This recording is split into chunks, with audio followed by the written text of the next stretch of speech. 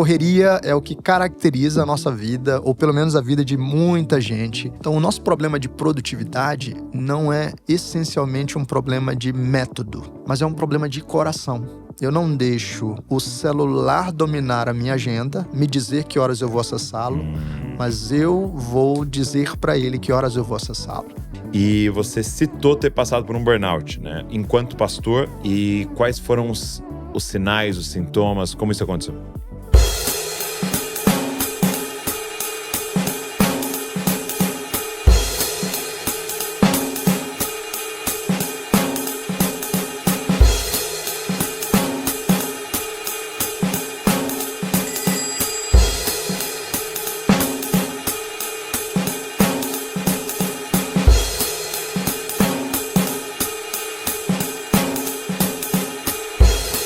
Fala galera, Jesus Cop, Douglas Gonçalves por aqui para mais um Jesus Cop podcast. Que bom poder convidar você para sentar nessa mesa abençoada de comunhão, de testemunho, de aprendizado, de lágrimas e muita risada.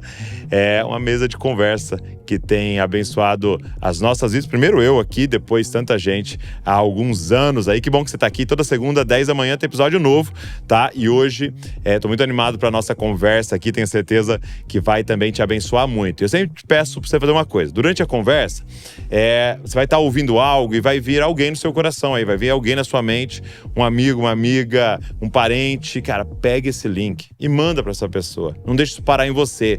Ser generoso não é apenas uma questão de dinheiro, mas muito mais com coisas que estão nos abençoando. Então, seja um abençoador também, manda para outras pessoas, e são por aqueles que mandam esses links que essa mensagem está indo tão longe. E também se inscreve aqui no canal, nós vamos chegar a 3 milhões de pessoas falando eu quero me parecer com Jesus. Então se inscreve aí no canal, você vai estar nos ajudando nessa missão. Beleza? Preparados? Vamos embora então para o podcast de hoje.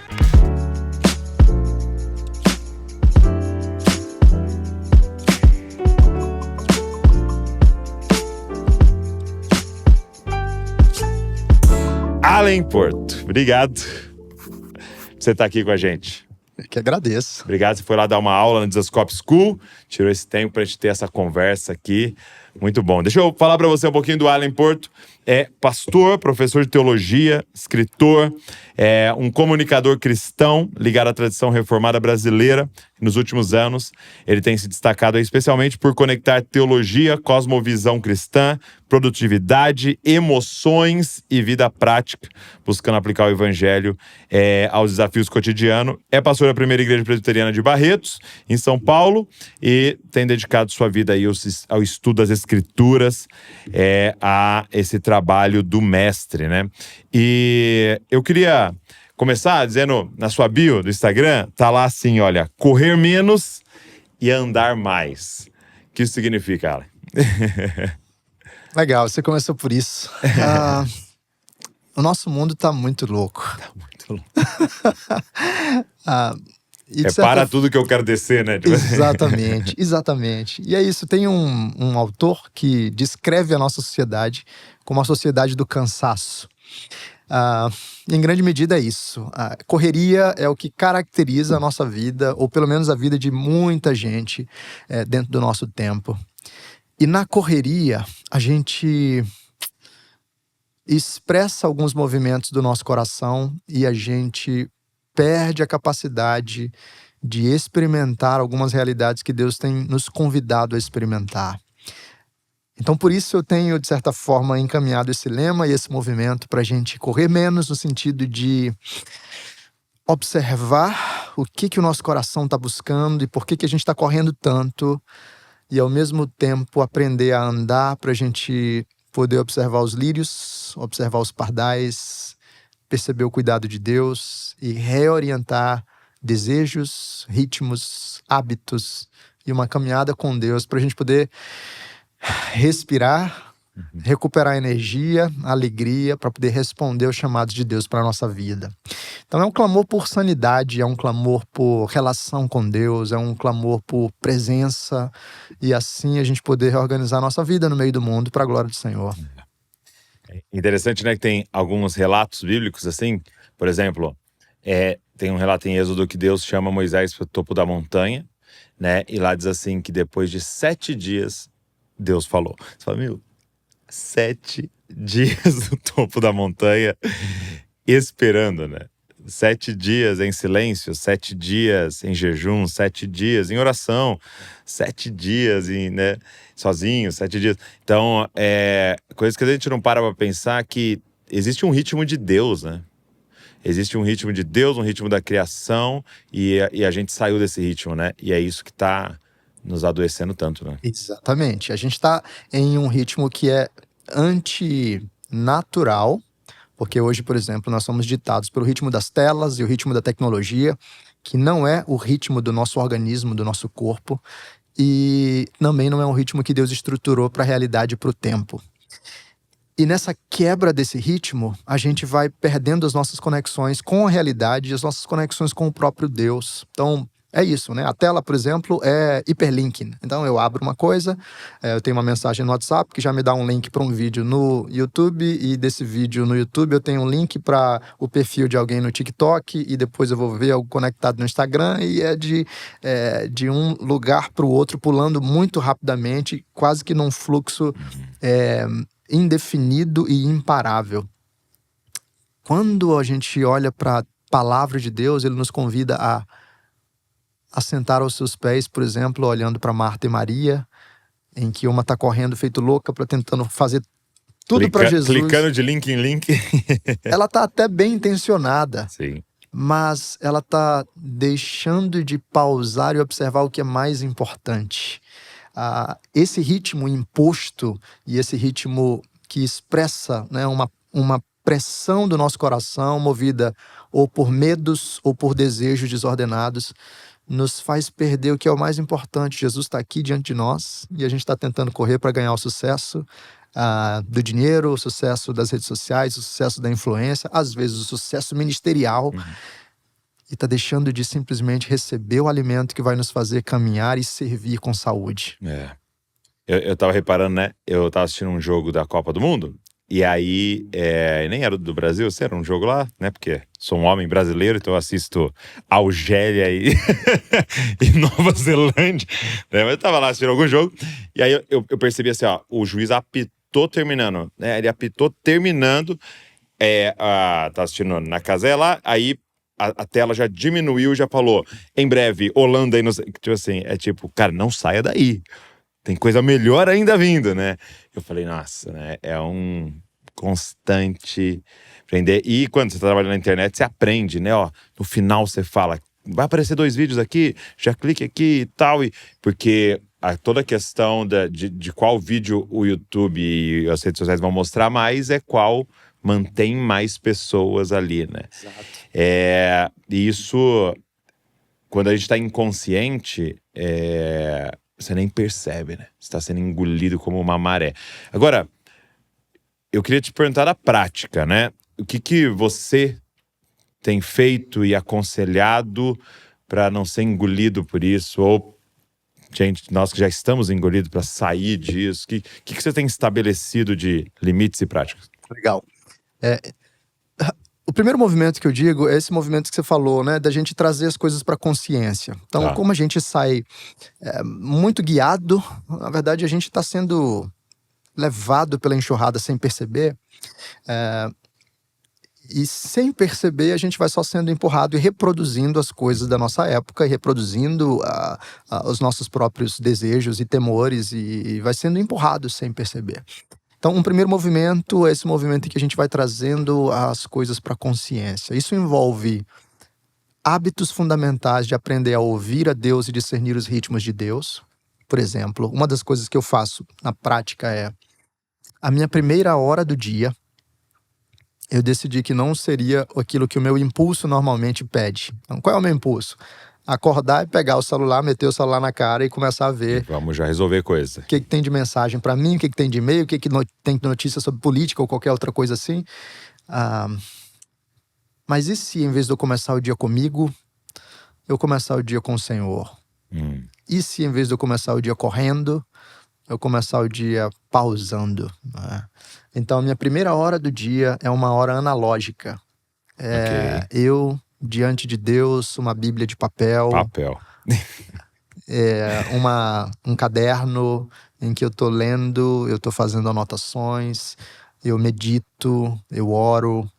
E eu sei que a gente pode correr o risco de idealizar isso, e existem realidades diferentes, né? Eu moro em Barretos, eu consigo trabalhar do meu home office de casa. E se tivesse que ir para um escritório, seria 10 minutos? Em Exato, Barretos, como é em Bragança? exatamente. Mas quem mora em São Paulo, às vezes tem que acordar de madrugada, tem que pegar 2, 3 horas de ônibus, metrô e outras coisas. Então, realmente, a gente não pode transformar isso em uma espécie de versão glamourizada de vida zen evangélica, porque o Senhor Deus nos coloca em diferentes lugares Sim. e momentos. Mas existem princípios que podem ser seguidos aqui. E, de repente, o seu tempo de condução, ainda que seja num metrô apertado, pode ser um tempo com um fone de ouvido, ouvindo a Escritura e fazendo orações para que a sua vida seja menos sobre os ritmos impostos pelo mundo e mais por uma caminhada intencional de desfrute da presença de Deus e, assim, de organização dos seus chamados. Então, na minha vida, eu faço isso. A primeira hora é uma hora analógica na presença do Senhor, em que eu busco ouvir a voz de Deus e, a partir daí, orientar o meu dia. Existem outras disciplinas possíveis, né? Então, eu, tipicamente, me distraio fácil. Foco é um problema para mim. O pessoal até vê assim, o cara escreveu um livro chamado Produtividade Redimida, deve ser um mestre de produtividade. Não, vocês não fazem ideia. Eu escrevi o livro exatamente porque é a minha dificuldade. O pastor que prega sobre as coisas, ele está pregando primeiro para si. Exato. Né? Por que você estudou esse tema? Exato. Geralmente não é porque você é bom nisso, né? E aí, na minha história de vida, foi isso. Eu experimentei um esgotamento, burnout, e no meio disso tudo, Deus foi tratando meu coração para eu aprender a reorganizar ritmos, rotinas, expectativas, e assim sair disso com uma caminhada diferente. Então, já que eu tenho dificuldade com relação a foco, eu preciso deixar os dispositivos digitais em um lugar próprio. Tá. Tem um cara que trabalha isso, não é cristão, chamado Cal Newport. Ele tem algumas obras bem interessantes sobre isso. E uma delas chama Deep Focus, não, Deep Work, perdão. É o trabalho profundo. E ele nos ajuda a pensar sobre como a própria organização dos espaços nos ajuda a reorganizar ritmos, foco e o nosso trabalho. Então, o que eu tenho feito? Eu costumava deixar o meu celular aqui na minha frente, carregando, enquanto eu estava na frente do computador trabalhando. E muitas vezes o computador estava aqui com o e-mail aberto, o celular estava aqui com o WhatsApp aberto, o iPad estava aqui. O que eu decidi fazer? Hoje eu deixo o celular e o iPad atrás de mim. E tento trabalhar com foco apenas naquela atividade específica. Por causa da minha distração, eu uso uma técnica chamada Pomodoro. Eu tenho um marcadorzinho. Legal. Que trabalho, então, um bloco de tempo de concentração. Terminou o bloco de concentração, o alarme toca, eu vou ter um bloco, então, de relaxamento. Aí eu posso levantar, esticar a perna, eventualmente. Eu posso dar uma olhadinha nas mensagens e tudo mais. Mas uma das coisas que eu tento fazer eu não deixo o celular dominar a minha agenda, me dizer que horas eu vou acessá-lo, mas eu vou dizer para ele que horas eu vou acessá-lo. No meu WhatsApp tem uma mensagem assim, se for urgente, você liga. E aí, se alguém me manda uma mensagem, recebe uma mensagem automática que diz assim, olha, eu costumo acessar o meu WhatsApp em tal hora e em tal hora, e nesses horários eu vou olhar a sua mensagem e vou responder. Isso ajuda tanto a tratar um pouco da ansiedade de quem quer uma resposta imediata, quanto também me ajuda a poder ter um pouco mais de disciplina. Porque o meu impulso natural é de querer olhar toda hora, né? É um pouco dessa coisa da nossa geração, do fear of missing out, né? O FOMO. Eu tenho medo de ficar de fora e ter alguma coisa urgente, eu não posso perder uma mensagem, não posso perder um contato. Mas o que está por trás de tudo isso? E essa é uma das questões, aliás, principais do Produtividade Redimida, né? Então, só um contexto. O Alan escreveu um livro chamado Produtividade Redimida. Livro maravilhoso. Eu queria até indicar para você. Vou pôr até na tela a imagem. E a gente quer falar até um pouquinho mais sobre ele, porque assim é algo urgente para nós, né? Então, o nosso problema de produtividade não é essencialmente um problema de método. Embora método seja muito importante, mas é um problema de coração. O que me faz estar sempre preocupado ou com medo de ficar de fora, né? Então, será que não tem algo aí no meu coração que é um desejo de controle? É o medo de não fazer parte de um certo grupo de pessoas privilegiadas. É o medo de perder uma oportunidade e assim ser rejeitado. Todas essas coisas refletem um coração que ainda não encontrou uma segurança plena em quem eu sou em Cristo e no que Cristo tem preparado para mim. Se eu não estou seguro daquilo que Cristo tem preparado para mim, eu vivo com medo de perder as oportunidades, de ficar de fora, de não estar por dentro das notícias, de não ter os contatos certos. E aí a vida vai ficando corrida, acelerada, porque eu tenho que garantir, eu tenho que controlar. E aí eu me perco no meio desse processo. Quando o meu coração vai encontrando paz no Senhor, então eu posso ter mais tranquilidade para dizer, olha, eu vou olhar o celular em certas horas, eu vou responder em certas horas, eu tenho um chamado. E quando a gente olha para Cristo é muito disso, não é? Cristo sempre tinha demanda de trabalho. Tinha muita gente para curar, tinha muito demônio para expulsar, tinha muita gente para ensinar. Mas Jesus sabia a hora de dizer, agora eu ministro, agora é o meu tempo sozinho com meu Pai. Então não é que ele desprezava as pessoas, mas é que ele entendia que ele tinha um foco e uma missão adequada e tinha um relacionamento fundamental a partir do qual a missão era cumprida. Quando isso é perdido, toda a vida se transforma em correria, se transforma em agitação, pressão, porque a base não está bem firmada.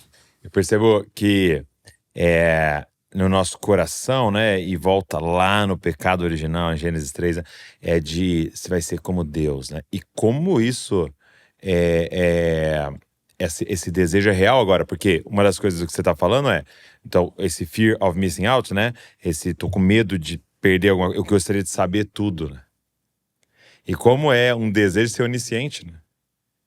Então, com a inteligência artificial, agora o Google já tinha isso, mas com a inteligência artificial não tem mais informação que eu aceite não saber. Né? Esses dias eu lembro que eu tava lá assistindo o Show do Milhão, né? Muito legal das perguntas e tal, né? Então não tem mais, assim, porque várias vezes a pessoa vai falar, eu vou parar, tal, e não aparece a resposta da pergunta. Exato. Ou ela fala, pulo, né? E não aparece a resposta. Não existe mais, é aqui. Qual é a capital do não sei o quê? E com os filhos eu comecei a reparar isso, né? Porque antes eu lembro de estar no carro com meu pai e falar, pai, qual que é o animal mais veloz? Meu pai falava, não sei. Acho que é o leopardo, sei lá. Não existe mais acho que é, não. Olha aí. O animal mais veloz. Então, tem um negócio da onisciência, né? E tem um negócio da onipresença, né? Eu quero estar lá nos Estados Unidos da Copa do Mundo, mas eu quero estar também aqui, eu quero estar no aniversário do fulano, eu quero estar... E ali parece que eu posso, né? Perfeito. Então, você vê que é essa tentativa de ser Deus ali quando você vai cavando no coração, né? Então é interessante você dizer isso, porque não adianta mudar o método e não reconhecer isso. Esse pecado no nosso coração, né? E tem a onipotência. A onipotência na tecnologia é expressa pela figura do multitasking. Então eu posso fazer tudo, porque agora eu consigo, por meio dos dispositivos digitais, operar em várias frentes ao mesmo tempo. Então, o e-mail aberto, a música aqui, preparando sermão, atendendo telefone. Agora que eu tenho o Cloud Cowork, eu deixo a inteligência artificial trabalhando por mim junto enquanto eu estou fazendo outras coisas. Então, é isso. É uma espécie de mímese, de imitação ou até de tentativa de substituição do Deus verdadeiro, quando eu tento ocupar esse espaço, conhecendo tudo, ocupando todos os espaços e tendo todo o poder para fazer todas as coisas. Eu tenho a impressão que daqui a alguns anos, você sabe, hoje assim, a gente pega um filme de 50 anos atrás e geralmente eram pessoas fumando no filme e era bonito. Era chique, né? Pessoas fumavam em avião, pessoas fumavam, né? E com o tempo, a ciência chega a um ponto que fala assim, gente, isso é loucura. Pessoas vão continuar fumando, tem uma indústria tal, mas tem alerta, não. E nos filmes é meio que uma coisa do cara mais mal ali que tá fumando e tal. Então mudou e há todo um incentivo a não fumar, né? Eu tenho a impressão que vai acontecer isso. Que lá na frente, tipo assim, um filme em que uma criança tá num celular, acho que gerações futuras vão falar assim, o que que era isso? O que estava acontecendo? Vocês são malucos, né? Ou a gente ali, e o relatório era de 8 horas, de 10 horas na tela, e que isso? Isso era uma maluquice, porque vai ser já está sendo, né, um adoecimento em Exato. massa, né? Eu acho que é Então, isso. A descrição que você está fazendo, as pessoas, ou algumas pessoas pelo menos, já têm percebido os efeitos disso, né? Então esse filósofo chamado Byung-Chul Han escreveu esse maravilhoso. livro, Meu Deus. Sociedade do Cansaço. Ele diz, olha, o que caracteriza o nosso tempo? São essas chamadas doenças neuronais, né? Então o nosso panorama hoje de doenças tá todo mundo experimentando burnout, todo mundo ansioso, ou todo mundo deprimido, ou todo mundo com TDAH, ou alguma outra coisa nesse sentido. O próprio autismo, né? O espectro, você vê muito mais presente. Exato. Então, já tem havido um esgarçamento nessa promessa de sereis como Deus. Nós já estamos experimentando os impactos de tentar colocar o peso da divindade sobre os nossos ombros e perceber, eu não consigo aguentar isso. Então, provavelmente o que vai acontecer é um isso. pastor pregando de forma brilhante, sim, né? De Deus ser o único capaz de conseguir lidar, e a gente não consegue nem explicar isso direito, lidar com o bem e com o mal. De principalmente lidar com o mal sem ser mal, né? Então essa dinâmica de quem criou o mal e tal, Deus é esse ser que consegue. E aí ali é a tentação, né? A serpente falou, não, você consegue. Você consegue. Pode entrar em contato com o bem e com o mal, você vai dar conta. E aí esse pastor colocou, eu nunca tinha pensado, né? A fala dele para Caim, dizendo, tá na sua porta. E até ele coloca como se Deus estivesse falando de uma forma sarcástica, dizendo assim, domina ele. Tenta aí. Ele tá aí na porta, o mal. Vocês não falaram que agora vocês iam conseguir lidar com essas duas. E é isso, né, cara? A gente tá tentando lidar com coisas. E eu falo para meus filhos às vezes, né? Meus filhos são inseridos nessa realidade, né? E aí, às vezes, ele vem, que horas vai ser? E você marcou? E nós vamos? E quem vai? E tal. E às vezes eu falo assim, aproveita que você é criança. Deixa comigo, eu vou marcar. A hora de ir, eu falo pra você, vamos. Você entra no carro, eu dirijo, entendeu? Você vai chegar lá, você vai aproveitar, voltar. Não tem o boleto, aproveita. Vai ter... vai acabar. Aproveita que você tem o pai fazendo as coisas, marcando e pagando o boleto. E é nós, né? É isso. É um Deus falando, eu cuido de passarinho, eu cuido de você. E nós, mas que hora que tá marcado? E que hora que vai fazer? E adoecendo, né? Salmo 127 para mim é um dos salmos da minha vida nesse sentido, né? Se o Senhor não edificar a casa, em vão trabalham aqueles que edificam. Se o Senhor não guardar a cidade, em vão vigia a sentinela. E inútil vos será, né? Repousar tarde, acordar cedo, comer o pão que penosamente granjeastes, aos seus amados ele dá enquanto dorme. Então é isso, a gente está correndo para edificar a casa, para guardar a cidade, para ganhar o pão, e a gente tem que dormir tarde, acordar cedo, e a gente acha que tudo depende da força do nosso braço. E para piorar, nós estamos em uma cultura que é isso, como você mencionou, isso já vem da queda. Desde o jardim, a proposta é, se você comer do fruto, você não vai depender mais de Deus, você vai conhecer como Ele, né? Mas a nossa cultura traz essa mesma linha, né? Você é o protagonista da sua vida, você pode atingir todos os seus sonhos, trabalhe enquanto eles dormem, não pare nunca, você pode ser ou deve ser milionário antes dos 25 anos de idade, etc, etc, etc.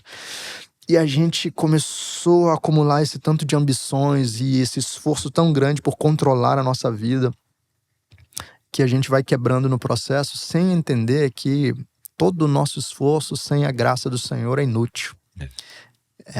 E aí o Salmo até encerra isso de uma forma muito, eu diria, escandalosa para nós, né? Eu costumo falar assim, enquanto você está dormindo, aos seus amados ele dá enquanto dorme. Enquanto você está dormindo, você não está gerando valor para ninguém. Você está morto, né? Não está movimentando a economia, você não está trabalhando, você não está fazendo nem exercícios espirituais, você não está discipulando ninguém, orando, nem se relacionando com Deus. E Deus diz, enquanto você está dormindo, eu te amo. E eu estou providenciando para você. Cara, incrível. Eu vi um cara falando assim, você imagina, né? Agora tá em alta, né? Esse tema. Você imagina os extraterrestres chegando. E aí eles vão falar assim, eu não conheceu o ser humano aí. Aí ele fala assim, ó, então, te passa aqui 16 horas acordado, aí a gente precisa recarregar. E como que você recarrega? Morrendo. Cara, o dormir é um nível de vulnerabilidade que, né, no meio de uma guerra e tal, qualquer um pode chegar e te matar no meio, você tá totalmente exposto, vulnerável e morto, e aí você ressuscita pela manhã. Então é isso, né, cara? E ele fala, quando você parar de fazer, eu acrescento. Exato. Agora, você citou as doenças emocionais, até nós estamos nessa época da crise neuronal, né? E você citou ter passado por um burnout, né? Eu quero saber, enquanto pastor, né, durante o exercício do pastorado, e quais foram os sinais, os sintomas, como isso aconteceu? Legal. Só mencionando essa questão do dormir, porque isso é muito interessante.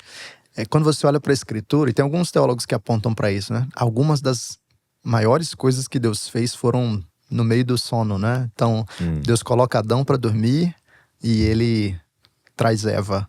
Deus coloca Abraão para dormir e ele passa no meio dos animais fazendo aliança sozinho, né?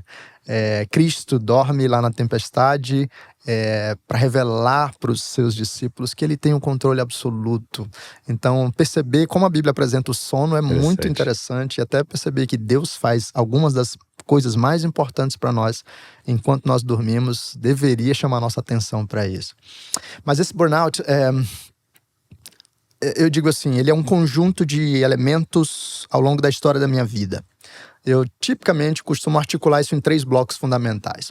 O primeiro deles eu sempre tive o desejo de abraçar o mundo e fazer tudo.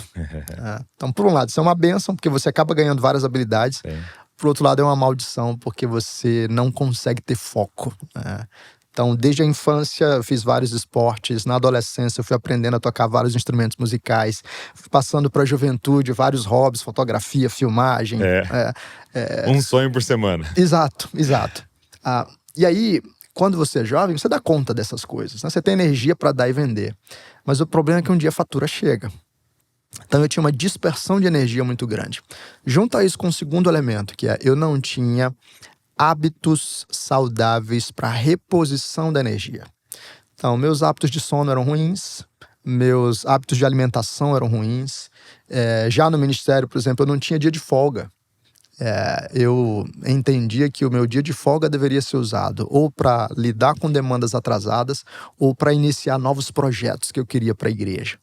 E aí entra aquela questão do coração também, né? Eu achava que eu não podia parar, porque se eu parasse, o que ia ser da igreja? A igreja ia parar. Você vê aí um desejo de ser Deus, né? De ser Cristo para a igreja. Então, dispersão de energia, hábitos ruins que não permitiam a reposição dessa energia, e aí esse terceiro elemento que é o coração desalinhado. Alguns elementos, esse eu já mencionei, né? Querer ser Deus e aí não parar. Um outro elemento que me marcava muito era o temor de homens. Então, o que é esse temor de homens? A Bíblia fala pra gente, né, no Salmo 27, por exemplo. O temor de homens é o medo da rejeição ou um desejo profundo de aceitação pelos outros. E aí, como é que isso funcionava na prática? Eu não sabia dizer não. Eu sempre gostei de ser uma pessoa solícita, de ajudar as pessoas, mas quando isso é guiado por um coração que está no lugar errado, você é controlado pelos pedidos dos outros, não sabe dizer não, você tem que estar sempre disponível, você fica com medo de ser a pessoa desagradável, fica com medo de frustrar alguém. E aí, eu que já queria abraçar o mundo, começava a acumular uma série de outras coisas, porque todo mundo me pedia tarefas. Alan, você faz isso tão bem, faz isso tão bem, faz isso, pede-me ajuda nisso e tal. E eu me via, então, sobrecarregado. Isso foi vivenciado ao longo de décadas, né? Então, desde a minha infância, entrando pela vida adulta. E aí chega um momento em que esse acúmulo de coisas realmente se torna insustentável. E aí os sintomas começam a aparecer. Eu digo que eu quebrei no corpo e eu quebrei na alma. Eu quebrei no corpo, primeiramente com sintomas como a imunidade baixa. Então, toda semana eu começava a aparecer com uma virose diferente. Então, meu corpo já estava gritando, dizendo, Se não parar, eu vou te parar. Exatamente. problemas gástricos. Algumas pessoas até falam, né, da conexão entre o cérebro e o intestino. Segundo cérebro. Exato. Eu vi isso muito nítido. Digestão ruim, gases, incômodo. Então isso ficou muito marcado. Fraqueza, cansaço, indisposição. Eu que já dormia mal, comecei a ter insônia. Então, esses são vários sinais que o corpo vai dando de que, tem alguma coisa aí que precisa ser tratada. E como a gente acredita que nós somos uma unidade corpo e alma, o que acontece com o nosso corpo afeta o nosso coração e o que acontece com o nosso coração afeta o nosso corpo, né? Então, eu quebrei no corpo e esses sintomas ficaram claros, mas eu também quebrei na alma. E aí comecei a perceber algumas coisas. Primeira delas, né, junto a essa indisposição e cansaço, algumas das coisas que me davam grande alegria no ministério passaram a ser um fardo. Então, eu lembro desse período, assim, eu estava plantando uma igreja, fazendo mestrado. Foi o período em que meu primeiro filho nasceu. Depois da gente ter passado por um aborto, também teve um peso emocional aí no processo. E eu tinha alegria em estudar, mas agora ler um livro era um fardo para mim.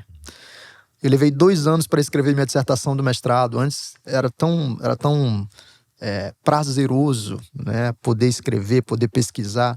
Agora eu estava me arrastando. Pregar era uma alegria, mas agora se tornou pesado. Aconselhar pessoas se tornou difícil. Eu lembro de um aluno ter me ligado para pedir um prazo, porque ele não ia conseguir entregar o trabalho na época. Aluno, né? Típico. Né? E ele me ligou e falou: olha, eu estou enfrentando alguns desafios aqui no ministério, problemas reais na igreja, oposição, isso está afetando a minha família. E eu lembro de dizer para ele: olha, não, tá tudo bem, eu vou te dar um prazo, orar com ele. E eu desligar o telefone e eu simplesmente começar a chorar, assim, sem um motivo aparente. Mas eu também estava experimentando alguns desafios ministeriais e a minha alma estava esgotada. E eu só chorava, sem nem saber exatamente o que estava acontecendo. Depois eu li o livro do Wayne Cordeiro, né, ele Andando com o Tanque Vazio, e eu vejo ele descreve algo parecido, né? Sim. Então eu quebrei na alma, sim. Mas, para piorar, eu quebrei na alma começando a ter crises de ansiedade, ataques de pânico. E a sensação de que eu ia morrer, e garganta fechando, e coisas assim. Esse foi um período muito tenebroso, assim, da minha vida, porque a energia para o ministério, para poder servir, foi roubada, né? E eu estava me arrastando pela vida. Servindo a família, servindo a igreja. O sermão de domingo tem que estar pronto, a aula tem que estar pronta, tem casal querendo separar e você tem que estar ajudando e servindo, mas você está assim na reserva e se arrastando. Qual era a solução? Eu acreditei que no fim das contas a solução era ter um método. Se eu tivesse um bom método de produtividade, eu ia dar conta de todas as coisas e ia colocar minha vida em ordem. E aí eu, como bom resolvedor, fui atrás disso. Fui pesquisar livros de produtividade, cursos, palestras e testei muita coisa. E essas coisas foram boas, assim, foram úteis, porque o método tem o seu lugar.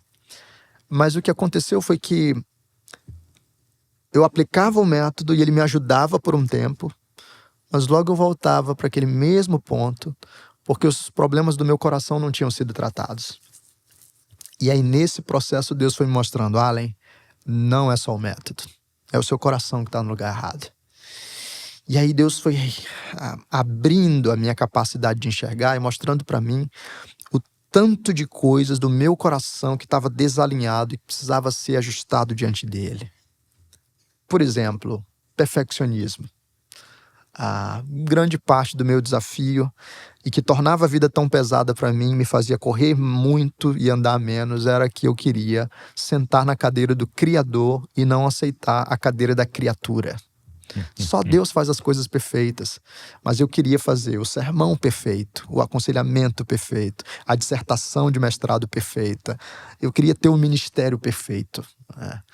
Então, enquanto eu não me colocasse na posição de criatura, eu ia estar carregando um peso maior do que eu conseguia suportar. Um outro elemento era o elemento do temor de homens, como eu já mencionei. Então, enquanto eu não aprendesse que a minha identidade estava segura em Deus, e assim seguro em Cristo, eu poderia dizer sim para algumas coisas e poderia dizer não para as outras, sem problema. Porque toda a aceitação e validação que eu precisava estava em Cristo. Enquanto eu não entendesse isso, eu ia continuar correndo feito um louco para tentar agradar todo mundo. Um outro elemento envolvia a ira. A gente acha que procrastinação, por exemplo, é só resultado de preguiça. Mas não, às vezes é ira. Então, por exemplo, o que acontecia comigo? Eu planejava. Então, eu já tinha estudado muito sobre produtividade. Eu fazia o meu planejamento. E aí eu planejava o dia perfeito. Mas quem é pastor sabe que você planeja o seu dia só para perceber que no dia seguinte você vai receber... Não ser pastor, né? Um pai. Exatamente, exatamente. Você vai receber uma ligação inesperada de alguém em crise, precisando de um atendimento imediato, alguma coisa que vai quebrar o seu planejamento, né? E isso me deixava virado. Como assim? Eu planejei o dia, né? Eu quero controlar a minha agenda. E as pessoas não se dobram, e Deus não se dobra a minha agenda, né? Deus não me respeita. Isso me deixa virado. Então, se não vai ser do meu jeito, quer saber? Então não vai dar para fazer mais nada. Então, pego meu celular aqui e agora eu vou ficar zapeando. Eu procrastino como resultado de um coração irado que não quer se render à agenda de Deus para mim. Mas que quer ser o Deus soberano sobre a minha agenda. Então, a procrastinação pode ser uma birra? Pode. Em muitos aspectos Se não é do meu jeito, então não vai ser de jeito nenhum. Não vai fazer nada. Exato. Cara, isso é muito forte. Isso é muito interessante. Eu vi uma vez alguém falando de procrastinação, falando assim, né? Procrastinação é a arrogância do nosso coração de que Deus precisa me dar mais uma chance de fazer o que eu tinha que fazer agora. Forte. Muito forte. Agora, no livro, então, não apenas é apresentado métodos, produtividade redimida, né? Não apenas apresentado métodos, mas é uma exposição sobre o coração por trás da produtividade distorcida. Isso. De certa forma, eu vou revelar aqui o meu segredo para você, né? Beleza. As pessoas perguntam sobre o que é a produtividade redimida.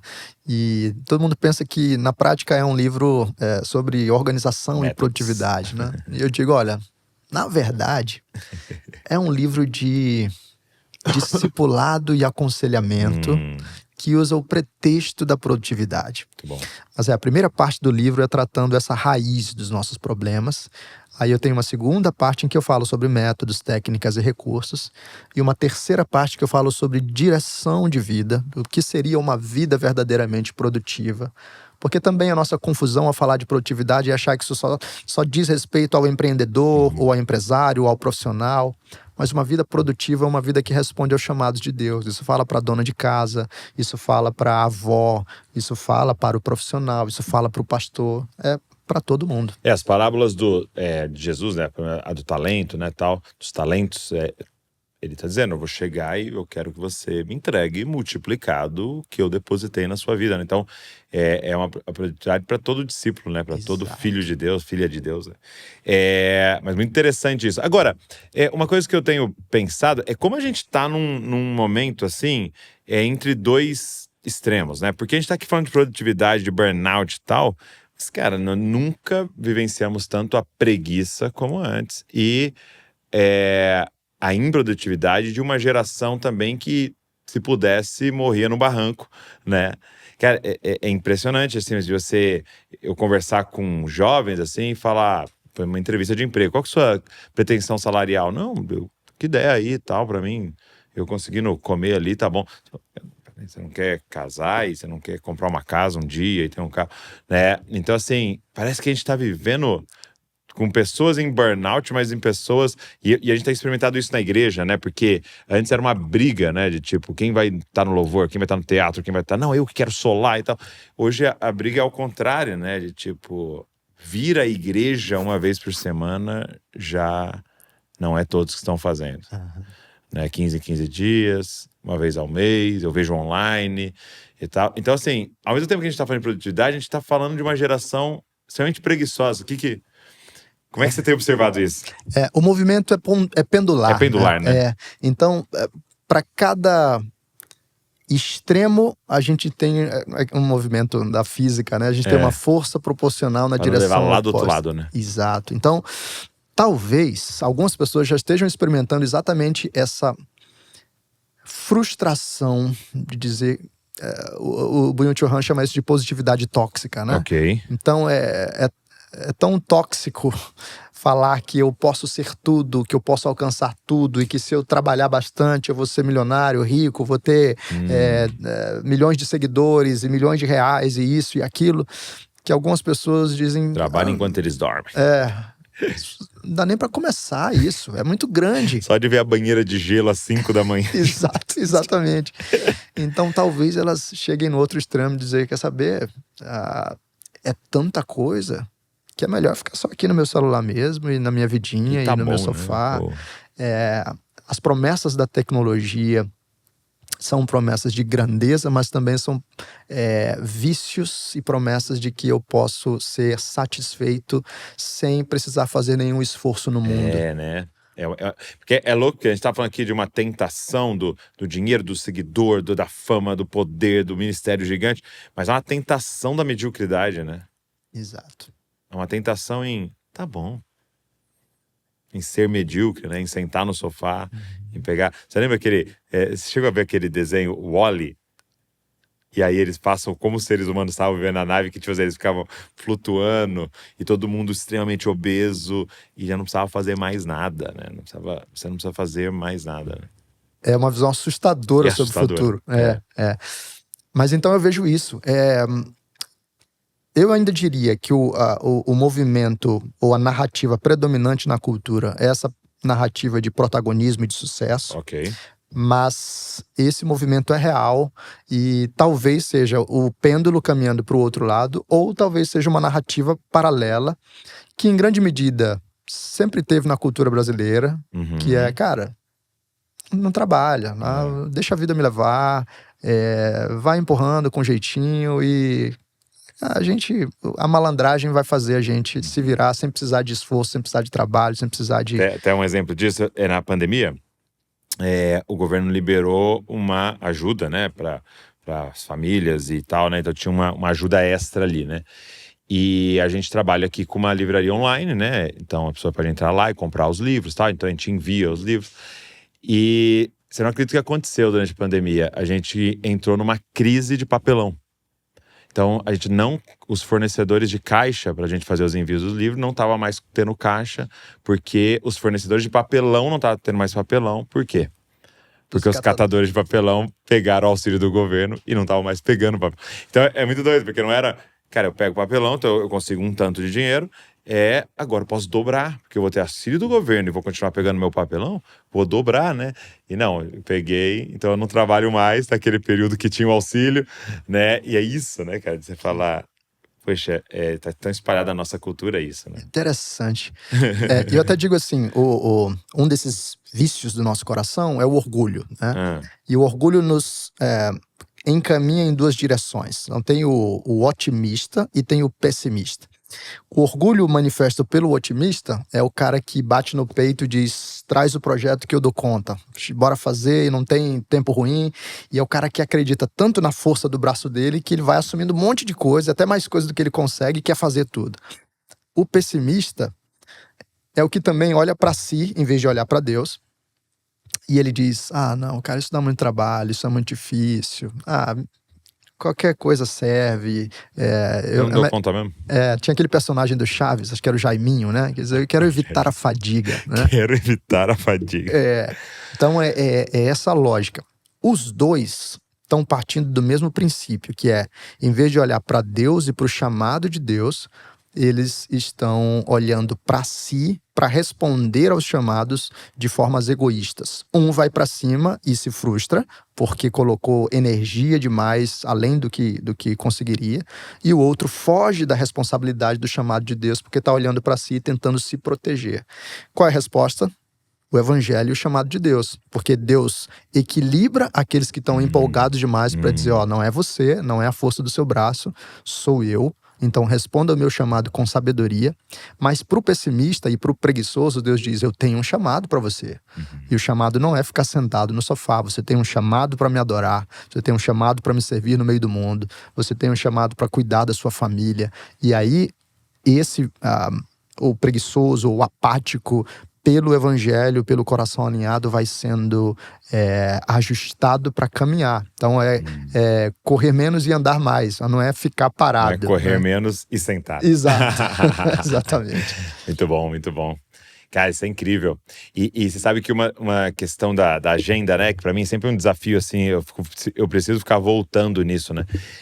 Nós temos agendas propositivas, principalmente em obediência ao Senhor, né? Então, o que o Senhor está te pedindo para fazer? Então, é uma agenda que propõe algo e não só responde a demandas. Porque é isso que você estava falando. Quando você percebe e olha para o que você vai fazer, é só respondendo ao que pessoas impuseram sobre você. Então, ó, vem aqui para me socorrer, vem aqui para fazer. Você não reúne comigo? Você não vem? Aí, quando você vê, você está o dia inteiro. E o que você propôs? Tipo, não, eu tava falando com os líderes aqui, né? Muitas vezes a gente tá atendendo um monte de gente, mas é sempre respondendo. Tipo assim, pô, tô com um problema, você não tira um tempo pra mim? Beleza. Tô com um problema, você não tira um tempo pra mim? Tô com um problema. E aí você tem sua agenda. Mas quando que a gente pensou assim, fulano, eu quero ter um tempo com você, porque eu preciso te ajudar a se desenvolver pra algo que Deus tá nos pedindo. Então, ele não tá nem com nenhum problema. Ou nem sabe o que tá, às vezes, né? Mas você tá propondo, né? Exato.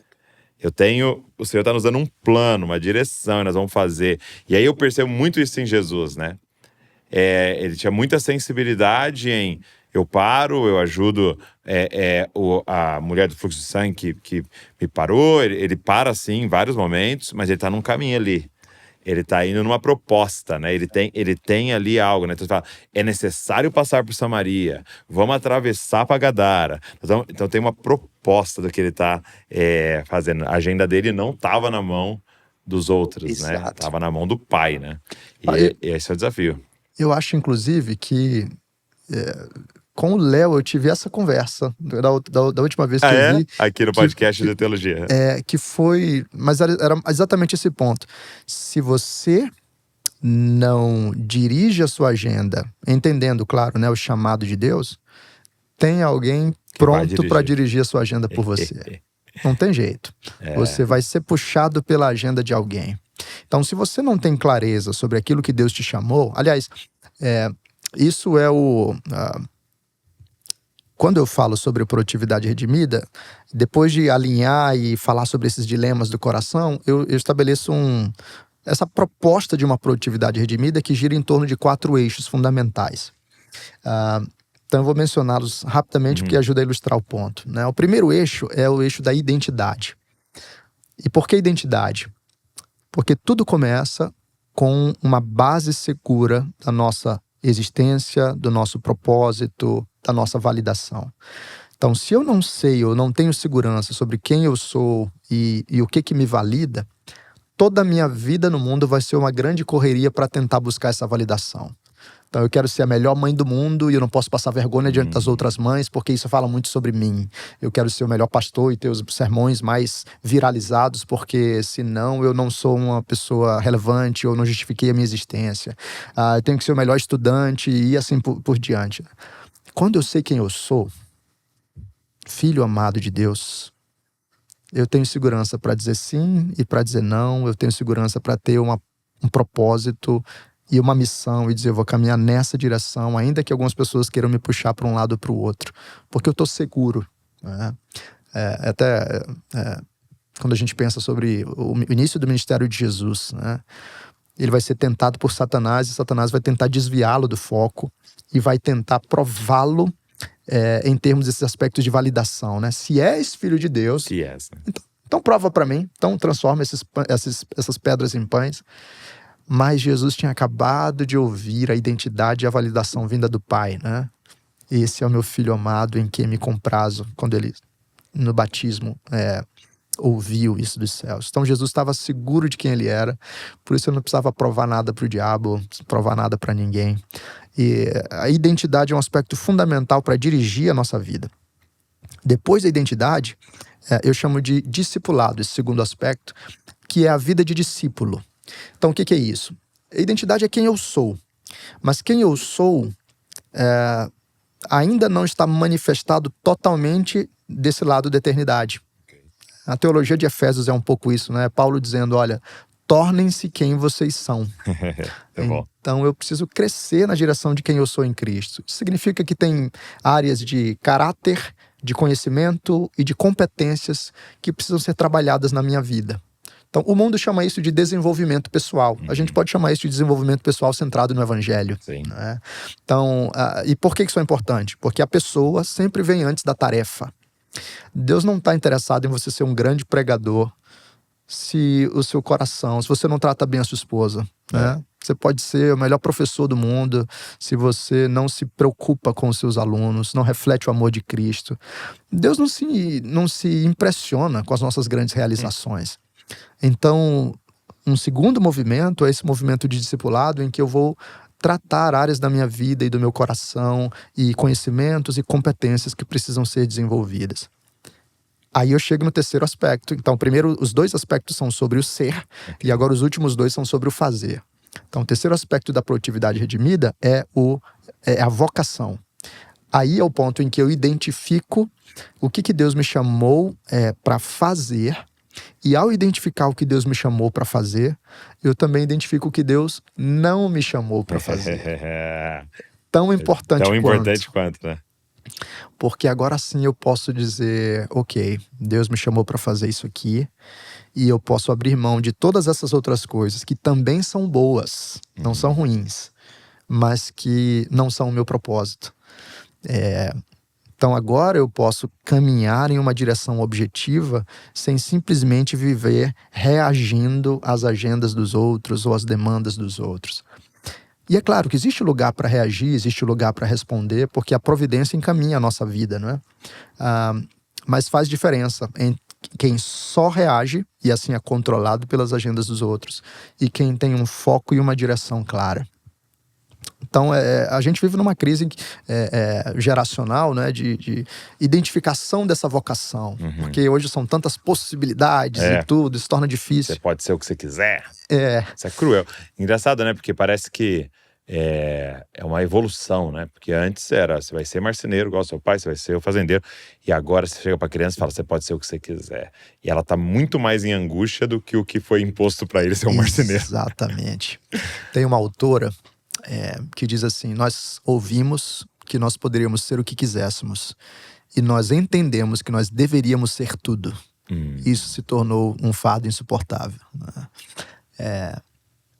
Então, eu proponho assim, que nessa busca pela identificação dos nossos chamados, a gente use abordagens até mais, eu vou usar a palavra aqui, mundanas, né? Mas eu espero que ninguém entenda como algo fora de... Mundanas no sentido de mais prático, né? Deus não vai mandar um anjo do céu dizendo, meu filho, né, eu quero que você Sua estude. vocação. Então, o que a gente faz? Tem uma abordagem chamada PHD. O que é isso? Paixão, habilidade e demandas. Muito bom, muito bom. Então, existem algumas coisas no universo de possibilidades que eu tenho mais afinidade, despertam a minha atenção. Nesse universo de paixões, existem algumas coisas em que eu tenho habilidade. Então, de repente, eu posso amar cantar, ou amar a música, mas quando eu abro a boca para cantar, a igreja se afasta de mim, né? Então, talvez, pelo segundo filtro, essa coisa fique fora. Algumas coisas eu faço bem, ou pelo menos eu tenho disposição para desenvolver. Treinar, desenvolver bem, né? Então, um primeiro filtro, paixão, um segundo filtro, habilidade, e um terceiro filtro, demanda. Então, existe demanda para isso, há uma necessidade real, isso vai poder, de fato, servir a Deus e servir as pessoas. O exemplo que eu dou é assim, imagina que você tem uma paixão, uma sensibilidade artística, você tem uma habilidade de fazer escultura de gelo, mas você mora no sertão do Nordeste.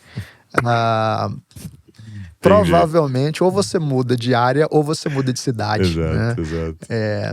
Então, a demanda é importante porque o nosso serviço precisa ser útil e concreto, né, para a glória de Deus e para o serviço das pessoas. Então, isso pode nos ajudar a ter filtros. Obviamente, isso não é o único filtro. História de vida, conversa com homens mais experimentados, amigos que te dão um insight. Você já percebeu que você faz isso muito bem? Tudo isso nos ajuda a entender a vocação. Mas perceber isso vai nos dar clareza para também filtrar as coisas que a gente não deve fazer. E aí o último aspecto é o aspecto do momento. Esse aspecto também é muito especial, porque o chamado de Deus, a vocação, é sempre delimitado pela providência do Senhor no tempo e no espaço. Isso significa que você nunca vai cumprir a sua vocação completa em um momento. Deus vai dirigir a nossa vida, como o Francis Schaeffer diria, né, de momento em momento. Então, como é que isso funciona? Eu vou dar 2 exemplos que são importantes. Um é, eu ficava muito irritado quando eu ficava doente. Porque um aspecto era a minha identidade estava no lugar errado. Eu achava que eu justificava a minha existência se eu estivesse sempre produzindo. Então, por isso eu não podia parar. O outro era esse aspecto de que eu não entendia o momento da providência de Deus para minha vida. E aí a minha esposa tinha que trazer sabedoria, me ajudar e dizer, meu bem, agora é hora de você descansar. Mas eu ficava irritado, rabugento. Mas quando você está doente, é o momento de você parar, o momento de você cuidar, recuperar, para então voltar a trabalhar quando melhorar. Se você tenta forçar a máquina quando ela está quebrada, você vai piorar e talvez você crie danos irreversíveis, né? Então existe um momento, quando você está no momento da doença, você não pode esperar ser um grande profissional, ser o melhor pai do mundo, a melhor mãe do mundo, que vai lavar toda a louça, fazer toda, cozinhar e resolver tudo. Não, você está doente, agora é hora de você ficar de cama, deitado, repousando. Esse é o momento da providência para você. A sua vocação continua lá, mas nesse momento você vai pausar. Um outro exemplo, eu converso com muitas mães, ou algumas mães pelo menos, que estão em crise depois de ter o seu primeiro bebezinho. E elas dizem, eu era uma mulher tão ativa, eu lia vários livros, eu participava de várias reuniões. O devocional era de 1h30. Exato, fazia tudo, trabalhava fora. E agora Deus realizou o meu sonho, Ele me deu um bebezinho. Mas eu vivo cansado, eu não consigo mais ler uma página, eu não tenho tempo para nada, eu não consigo mais participar das coisas da igreja. E elas, em vez de desfrutarem aquele momento, elas estão vivendo a angústia de não conseguirem fazer o que eram outras ambições, né? E eu tenho que dizer para elas, olha, esse é o momento da providência para você. E não tem nada mais importante agora do que você cuidar desse bebezinho, cheirar esse bebezinho, dar de mamar para ele, dormir quando ele vai dormir, para você também repousar. Vai chegar a hora de você ler as páginas, de você participar das reuniões, de você poder servir em outros ministérios. Mas agora é o momento de Deus para você de cuidar desse bebê. Então você precisa aceitar esse momento e abraçar esse momento para viver no presente. Quando a gente entende o momento, a gente pode caminhar com sabedoria e assim ajustar as expectativas para correr menos e andar mais. Então, sei lá, de repente tem alguém ouvindo a gente que identifica que tem um chamado missionário. Mas você já estudou teologia? Você já aprendeu um outro idioma? Então talvez o momento que você está agora é o momento de estudar, de se preparar. Depois talvez você vá alcançar as nações. Mas não adianta ficar sonhando em alcançar as nações se você não fez o dever de casa básico. Então a providência delimita os modos da nossa vocação se manifestar. E esses momentos são variáveis ao longo da vida. Eu vou servir a Deus no meu chamado como pastor, com um tipo de energia quando eu sou recém-casado sem filhos, ou em um outro momento, quando eu sou casado, 40 a mais ou 50 a mais, já com outro pique de vida. Eu vou servir a Deus em um certo lugar em que Deus me colocou, talvez uma igreja que tenha mais recursos, ou em uma outra igreja que tem menos recursos. A nossa resposta ao chamado de Deus é sempre delimitada pela providência. E aceitar e abraçar isso vai me livrar de muitas frustrações, comparações, e expectativas dos desejos desordenados que tornariam a minha vocação um fardo insuportável. Eu posso servir com energia e com alegria. Eu lembrei dessa parte do momento do Davi, né? Porque ele é um ungido rei, né? Exato. Você é o rei de Israel. Só que assume, se eu não me engano, 14 anos depois, você fala, É você entender, eu te chamei para as nações, então vai aprender os idiomas, né? Pelo menos o inglês, né? Vai fazer teologia e tal, vai estudar suplantação de igreja, vai liderar um pequeno grupo na sua igreja, Exato. né? Ou um ministério de jovens, e daqui a pouco plantar uma igreja aqui no Brasil. Então, é muito interessante isso realmente, e de você ter muita clareza do hoje, né? Eu vejo isso assim, na minha vida de uma forma muito interessante, sim, porque eu, filho de pastor, cresci na igreja, fiz de tudo ali na igreja e tal. E aí, quando eu fui fazer faculdade, me veio muito forte que eu deveria fazer psicologia. Então, fui 5 anos na psicologia. Mas durante estudando psicologia, eu tinha uma paixão de estudar design gráfico. Então eu fazia tudo esse estudo de psicologia para passar nas matérias e tal, tinha as aulas, fazia os estágios, mas quando eu tinha tempo livre eu estudava sobre design gráfico, eu comprava livros sobre fonte, sobre cores e ficava lendo e tal, e comecei a trabalhar com isso, né? E comecei ali a aprender a digitar vídeo e tal. E aí é muito legal você olhar para trás e falar assim, poxa, Deus Foi montando estava cada montando um peça. quebra-cabeça de alguém que precisava desse entendimento da teologia e da psicologia e da alma humana, mas misturado com estética e com vídeos e comunicação. E ele colocou num saco, fez assim e saiu o Jesus Cop. Então, você entender assim, faz com zelo cada uma dessas coisas, né? Lidera os jovens com zelo. Eu falo assim, eu e a Val, às vezes a gente para, né? A gente tá organizando a conferência de Jesus Cop. Hoje reúne 5.000 pessoas na conferência. Gente, é exatamente o mesmo trabalho do retiro de carnaval dos jovens que a gente... É a mesma coisa, logicamente é mais escalado e com mais mais responsabilidades financeiras e tal, mas o processo é exatamente o mesmo. O pessoal se inscreveu, vai dar para pagar, né? É tudo igual, né? Então, são esses estágios de Deus, né? E aí, olhando para Davi, eu falo, o cara matar um urso e um leão para proteger ovelha do pai, né? Era o mesmo processo de matar Golias para proteger o povo do pai, né? E então é muito legal isso que você tá falando, né? Qual é o momento que você tá, né? Isso é muito legal também, porque exatamente nesse tempo de correria, a gente tem a impressão de que a gente está sempre perdendo tempo. Eu já deveria estar casado, eu já deveria ter filho, eu já deveria estar no topo, eu já deveria ter isso, eu já deveria ter aquilo. Interessante. Mas Deus nunca se atrasa. Deus nunca se atrasa. Esse é o momento da providência para sua vida. E talvez você esteja num momento de baixa, como teve o meu momento do esgotamento. E lá no momento do esgotamento, Deus estava tratando do meu coração. Era Deus trabalhando o meu coração para eu poder servi-lo adequadamente. Alguém falou assim que é como se nós estivéssemos no forno, né?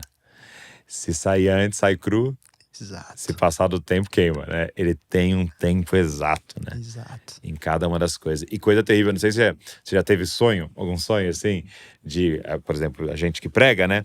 De ser convidado para pregar em algum lugar, sei lá, ou você tá em cima de uma plataforma e de repente você tá ali, você não estava preparado. Falei, eu vou falar, eu não sei o que é para falar e tal.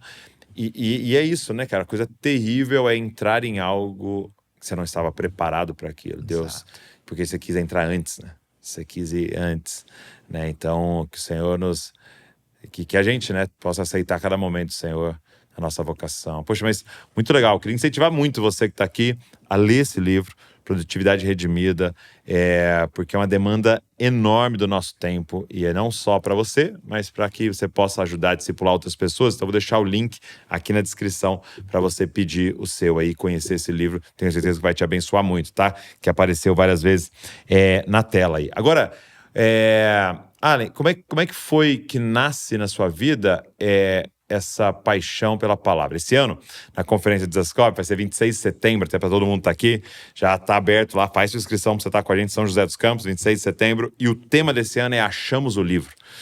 Porque a gente entendeu que, cara, nós estamos sendo bombardeados de todos os lados com ideologias, né, com visões de mundo, e mais do que nunca a gente precisa voltar e falar, peraí. Alguém precisa achar o livro no meio dessa bagunça, dessa reforma, e começar a ler, e até falando de um avivamento, de um retorno às escrituras, né? Que pode sim ter muito choro, muito quebrantamento, a gente pode cair no chão, a gente pode ter os dons e tal, mas é um retorno à sã doutrina, né? Quando é que foi que você se apaixonou pelas Escrituras e entendeu que deveria dedicar a vida a isso? Legal, interessante pensar sobre isso. Eu também sou filho de pastor, É? cresci num lar cristão e eu tive essa orientação desde o berço, né? Hum. Mas eu identifico alguns momentos em que eu tive despertamentos da parte de Deus.